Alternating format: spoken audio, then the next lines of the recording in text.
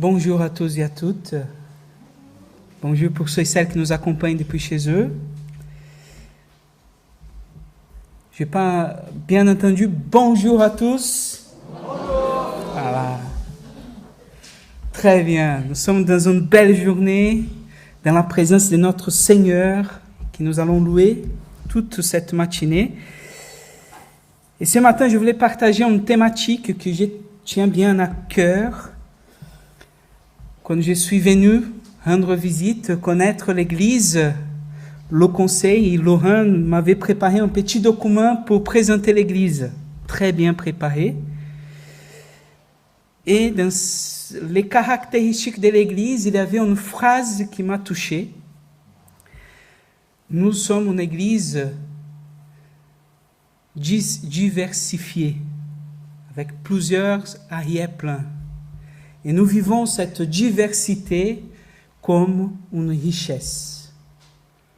J'ai beaucoup apprécié cette parole, parce que moi, en tant qu'étranger, je viens d'une culture complètement différente. Et je suis content de retrouver des Français, de rencontrer des gens de partout dans le monde. On a même les Suisses. Mais merci Seigneur.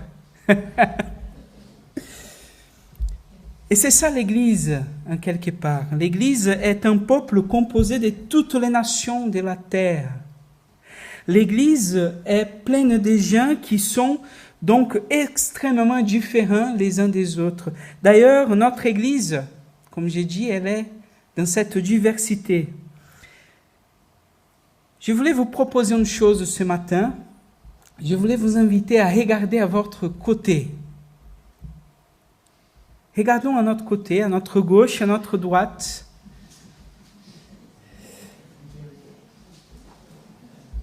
Très bien, on voit des visages différents. Je ne pense pas qu'on a trouvé deux personnes qui sont identiques. Peut-être qu'il y a des jumeaux dans la salle. Non, mais sinon, on est très différents. On a des visages différents. On a la couleur de la peau, la coiffure, les fringues. Voilà, on est différents les uns des autres. Et voilà, vous vous êtes bien regardés et nous avons cette impression.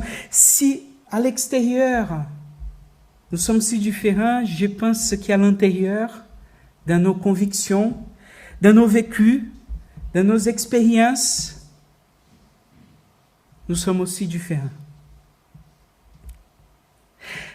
On est un peuple qui peut être uni, mais nous ne sommes pas pour autant un peuple uniforme.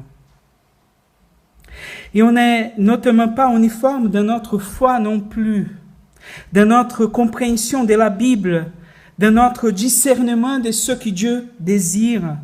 Certains pensent que tuer un animal, c'est péché. D'autres salivent devant un bon bœuf, voilà.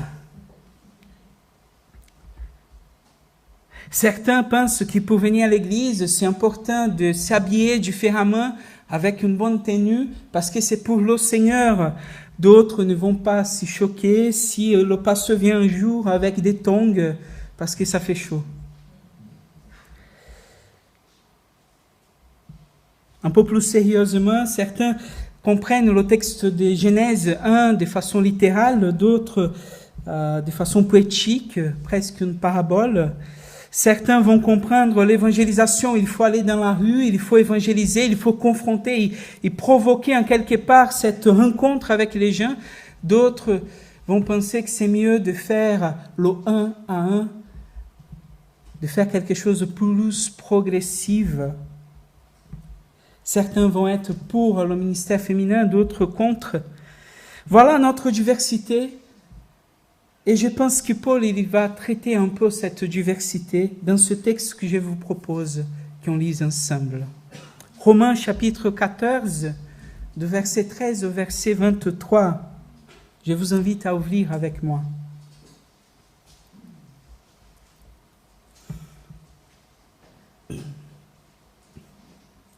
Romains chapitre 14, de verset 13 au verset 23.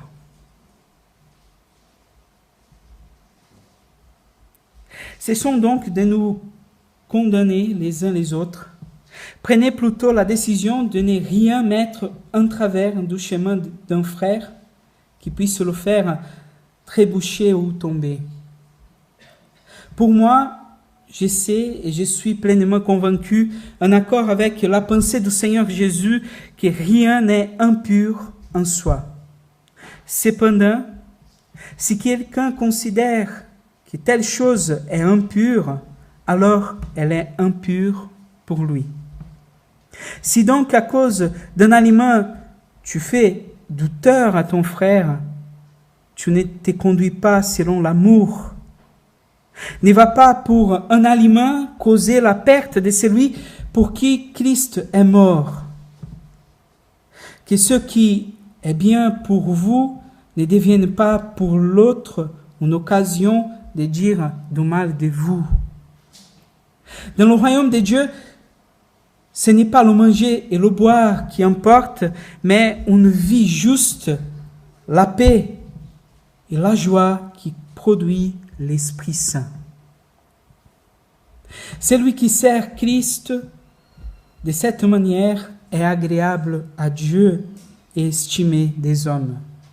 Ainsi donc, cherchons toujours ce qui contribue à favoriser la paix et à nous faire grandir les uns les autres dans la foi. Ne va pas pour un aliment détruire l'œuvre de Dieu. Tout est pur, c'est vrai.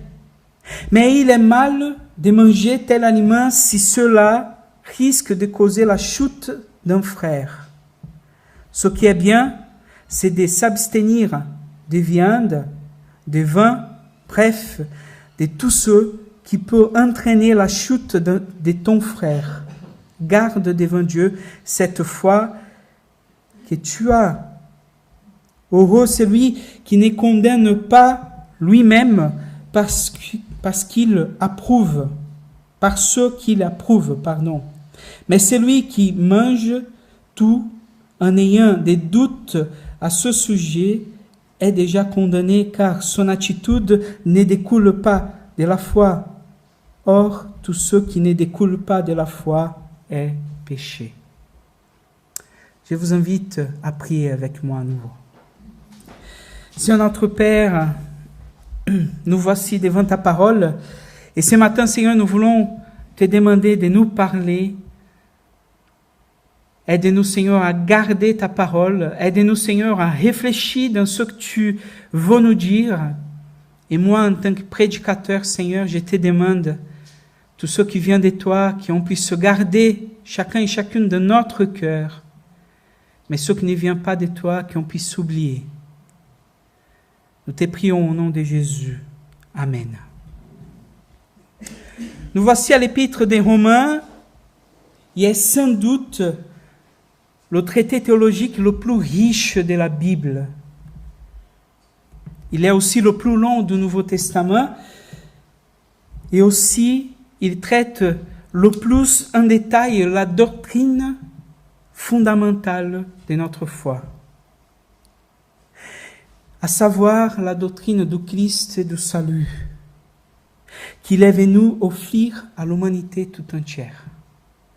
Paul prend soin de préciser le rôle unique du peuple d'Israël dans le plan du salut, tout en soulignant qu'il n'y a qu'un seul et même salut pour tous les croyants, et celui-là est en Jésus-Christ, qu'on soit juif ou pas. Or, ce n'est qu'à la fin de l'épître que l'on comprend vraiment l'enjeu de tels discours. Chapitre 14 et chapitre 15 évoquent des tensions parmi la communauté des chrétiens de Rome. Ces tensions sont liées à des désaccords d'ordre doctrinaire et liturgique. Faut-il respecter les règles alimentaires du Pentateuque? Ou peut-on manger de tout? Verset 2. Faut-il respecter les règles concernant le sabbat et d'autres jours sacrés? Dans le verset 5, il va traiter ça. On imagine Parce qu'en lisant d'autres lettres de Paul, on va voir un Paul combatif dans l'apologie, dans la défense de sa position. Mais ici, Paul, il vient nous montrer autrement quelque chose qui est, pour moi, très important.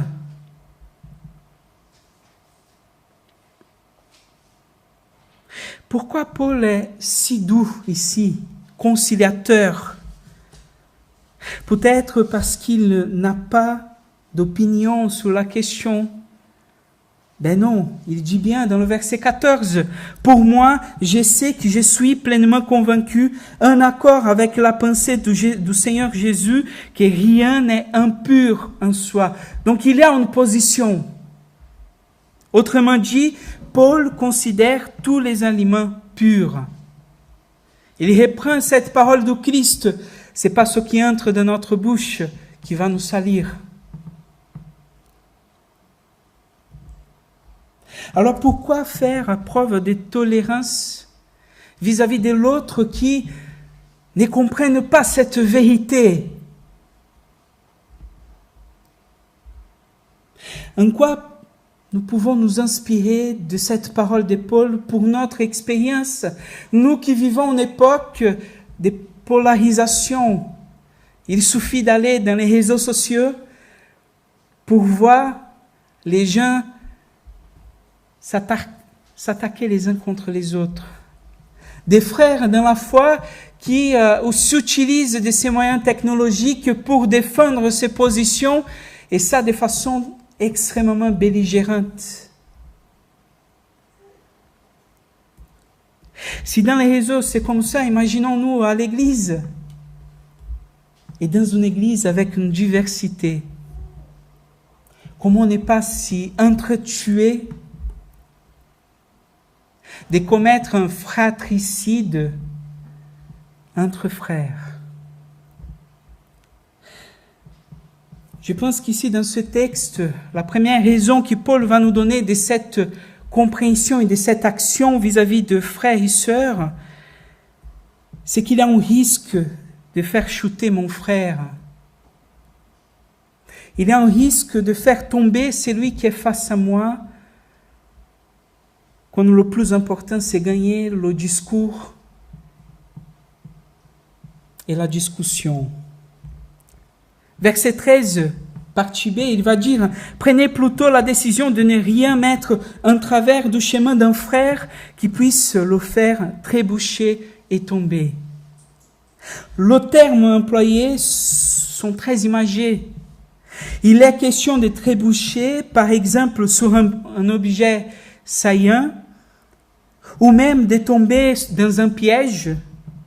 Voilà la conséquence qu'il peut avoir dans la vie de notre frère et sœur quand nous nous obstinons dans une discussion qui peut être puérile en soi.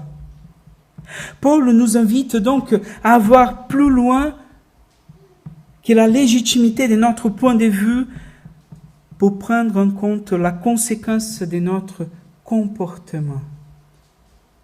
Si je suis en dialogue avec mon frère, ce n'est pas simplement pour prouver à tout prix que j'ai raison. L'autre n'est pas un simple faire-valoir de mon opinion. Il n'est pas seulement un miroir dont j'atteins l'approbation. Ah oui, tu as raison. Même si ma position est bonne en soi, les conséquences qu'elle est susceptible d'engendrer peuvent être désastreuses pour mon frère. Il faut voir plus loin que notre bout de nez. Il faut voir la vie de l'autre et pas seulement notre position. Deuxième point, c'est que Paul nous invite ensuite à prendre en compte la perspective de l'autre dans la situation même dans laquelle nous discutons. Verset 14, pour moi, je sais et je suis pleinement convaincu, en accord avec la pensée du Seigneur Jésus, que rien n'est impur en soi. Cela, cependant, si quelqu'un considère que telle chose est impure, alors elle est impure pour lui. Dans ce verset, Paul fait une distinction entre une pureté absolue, celle qui vient du Seigneur, celle qui vient de la parole de Dieu, et une pureté relative par rapport à la foi de notre frère. Même si une chose n'est pas mauvaise en soi, à partir du moment qu'elle est aperçue comme mauvaise pour mon frère, alors cela doit être un principe pour moi aussi. Verset 23, il va encore mettre un accent là-dedans. Il va dire, mais celui qui mange tout en ayant des doutes à ce sujet est déjà condamné, car son attitude ne découle pas de la foi. Or, tout ce qui ne découle pas de la foi est péché. Quand j'obstine l'autre vers un chemin qui peut être correct, mais qui en quelque part le met dans l'embarras, qu'il fait sans conviction, parce que je lui ai dit de le faire, or je peux amener mon frère à être un péché. Tout ce qui ne découle pas de la foi est péché. Même si une chose n'est pas mauvaise en soi, si je n'en suis pas convaincu, si je crains le contraire, elle est mauvaise pour moi.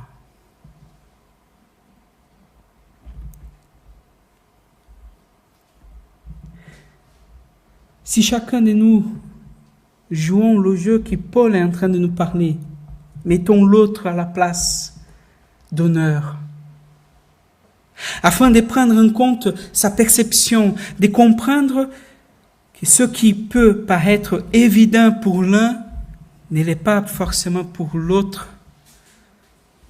C'est à cette condition que nous pouvons avancer ensemble. C'est à cette condition que ma foi pourra être informée, instruite, que je pourrai être éduqué, que je pourrai grandir.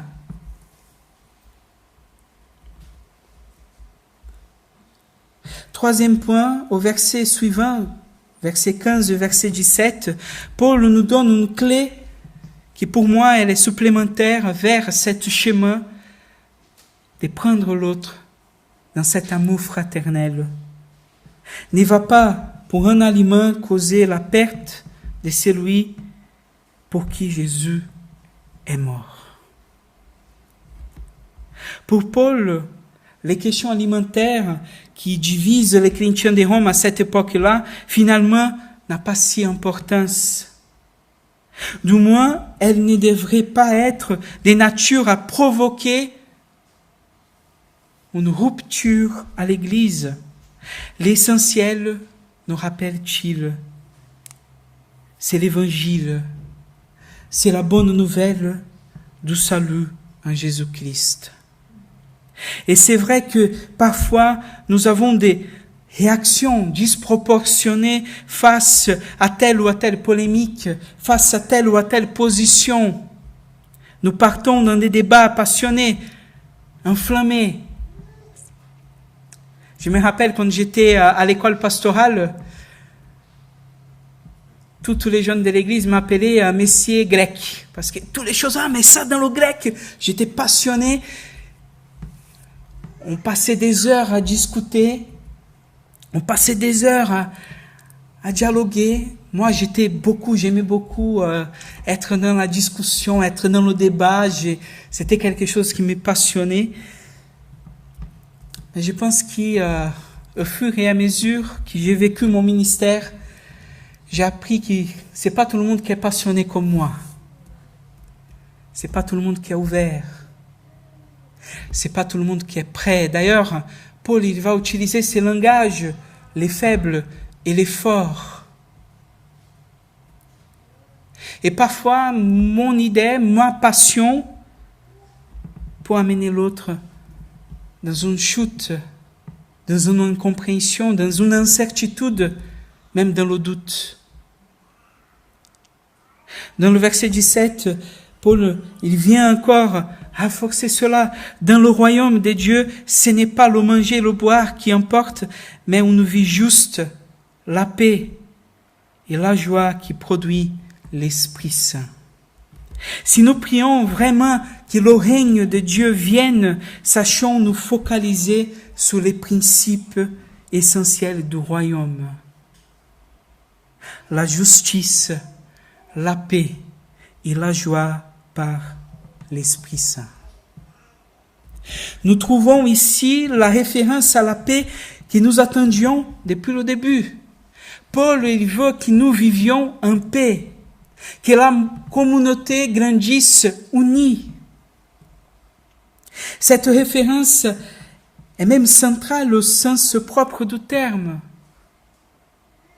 En effet, le verset 13 au verset 23 sont construits de façon concentrique. En abordant les points, de façon à aller jusqu'au verset 17 et après il revient de façon contraire, en rappelant ce qu'il avait parlé.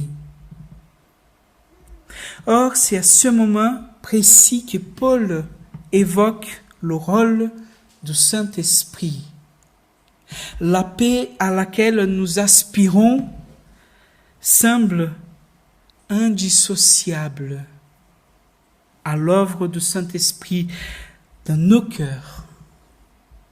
Lorsque Jésus dit à ses disciples, « Je vous laisse la paix, je vous donne la paix », en Jean 14, 27, il vient de dire dans le verset 26, c'est le défenseur, l'Esprit Saint qui l'opère, enverra en mon nom, qui vous enseignera tout et vous rappellera tout ce que moi je vous ai dit. La paix est donnée par l'Esprit. Lorsque le Christ ressuscité apparaît à ses disciples et leur dit que la paix soit avec vous, en Jean chapitre 20, verset 21, le verset suivant nous dit qu'il souffle sur eux et leur dit « Recevez l'Esprit Saint ». Verset 22. Lorsque chapitre 9 du livre d'Actes, un certain Saul de Tarse, c'est lui même que nous appelons l'apôtre Paul, s'est converti sur le chemin de Damas et cesse de persécuter les chrétiens. Nous lisons dans le verset 31 que l'Église dans toute la Judée, la Galilée et la Samarie étaient donc en paix. Elle se construisait, vivait dans la crainte du Seigneur et s'est multipliée par l'encouragement de l'Esprit Saint. Est-ce une coïncidence si les principaux textes qui invoquent la paix nous parlent aussi du Saint-Esprit? Cette paix à laquelle nous aspirons, qu'elle soit intérieure, qu'elle soit communautaire, qu'elle soit relationnelle, nous pouvons le recevoir en laissant l'Esprit Saint faire son œuvre en nous.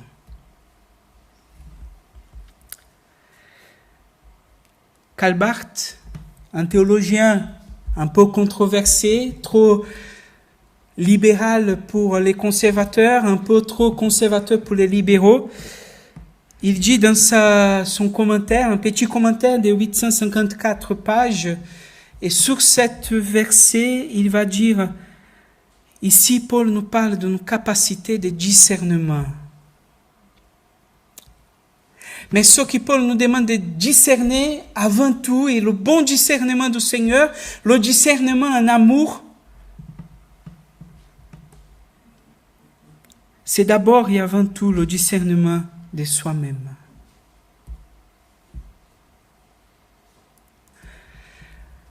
Parce que la place de convaincre l'homme de la justice et du péché ne m'appartient pas, ne vous appartient pas.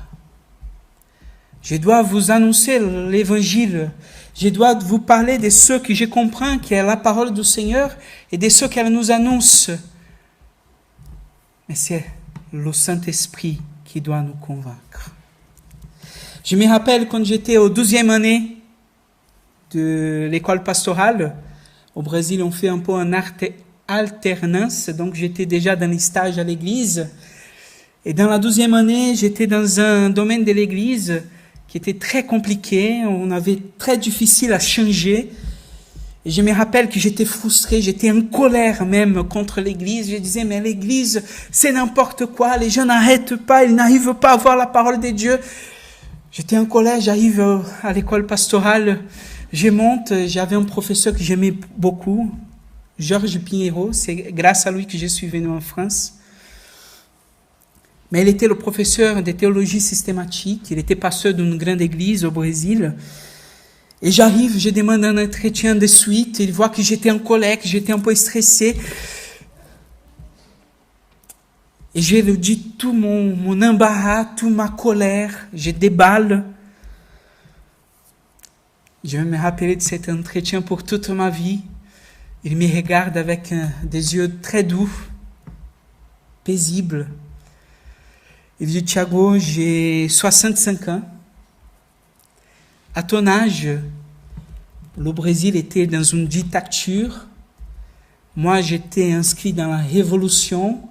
Et mon spécialité était faire des bombes pour attaquer les tanks de guerre. Dans ton âge, j'avais le même impète, le même désir, la même passion pour essayer de changer les choses. Mais les années m'ont donné l'expérience et la patience. Il a réussi à me faire comprendre par ces douces paroles que ce n'était pas mon devoir, que j'avais besoin de faire confiance en Dieu. Calbat, il va même plus loin. Il va dire que nous, dans notre position, nous avons le danger parfois de prendre la position qui est celle de Dieu. Parce que Paul, il commence ces versets en parlant de condamnation. Et parfois, nous pouvons prendre la place de Dieu en condamnant l'autre parce qu'il n'a pas les bonnes postures ou positions ou visions.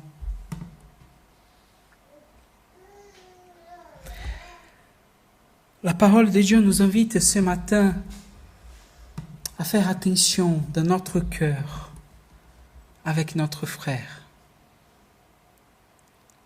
À faire attention de ne pas entrer dans un débat stérile, mais vraiment à être rempli de l'amour de Christ parce qu'il est mort pour notre frère qui est à notre côté. Il est mort pour cette personne qui est face à nous. L'amour de Dieu est sur cette personne. Dans ma vie ecclésiale, j'ai pu vivre avec des charismatiques, avec des non-charismatiques, avec des libéraux. Dieu m'a amené à vivre avec tous les contextes. Et une chose que j'ai appris, c'est que dans tout et en tous, Dieu est en œuvre. Et parfois, par souci, nous pouvons prendre les détails et donner plus d'importance à des détails qu'ils les ont. Et au lieu de construire ensemble, nous pouvons détruire. Frères et sœurs, je viens d'arriver dans l'église, je ne connais pas tous les contextes, je ne sais pas tous les débats qui s'y font. Donc, je me sens très libre de cette parole ce matin. Mais je sais ce que j'ai à cœur en venant ici, c'est de construire, de dialoguer et de faire avancer l'œuvre du Seigneur. Même si cette œuvre-là ne va pas dans le rythme que je souhaite, même si les compréhensions ne passent pas comme je veux, même si les positions ne sont pas les miennes, Dieu nous appelle à nous aimer. Et dans cette unité, à travailler ensemble. Il y a un missionnaire américain qui a travaillé au Brésil, Russell Shedd, et il a dit une parole une fois qui m'a marqué. Il disait, où il n'y a pas l'unité, où le corps n'est pas ensemble, où on n'arrive pas à dépasser nos différences, il n'y a pas d'action du Saint-Esprit parce qu'il n'y a pas de paix. Ce que je veux vous inviter cette année, ce que je vous invite ce matin, c'est de regarder notre cœur, regarder nos comportements et nous poser la question, est-ce que dans cette relation, je loue le Seigneur avec mon frère? Est-ce que je suis un sujet d'encouragement? Est-ce que je suis quelqu'un qui aide mon frère à s'édifier et à grandir dans la foi? Je vais vous inviter à vous lever, les musiciens à venir. Bob m'a demandé de choisir un chant ce matin. J'ai choisi ce chant qui dit « Ensemble, nous voulons louer. Ensemble, nous voulons porter nos fardeaux. » Je n'oublie pas la lettre. Désolé, j'ai oublié. Est-ce qu'on peut l'afficher? J'aimerais la lire. Ensemble, nous pouvons chanter. Ensemble, nous pouvons prier, élever nos voix et adorer celui qui nous a réunis. Qui nous a réunis? Le Seigneur. Si nous sommes là ensemble, c'est parce que nous avons un seul Dieu. Amen. Si nous sommes là ensemble ce matin, c'est parce que le Saint-Esprit nous a invités ce matin à être ensemble. Dieu nous appelle à ensemble louer son nom.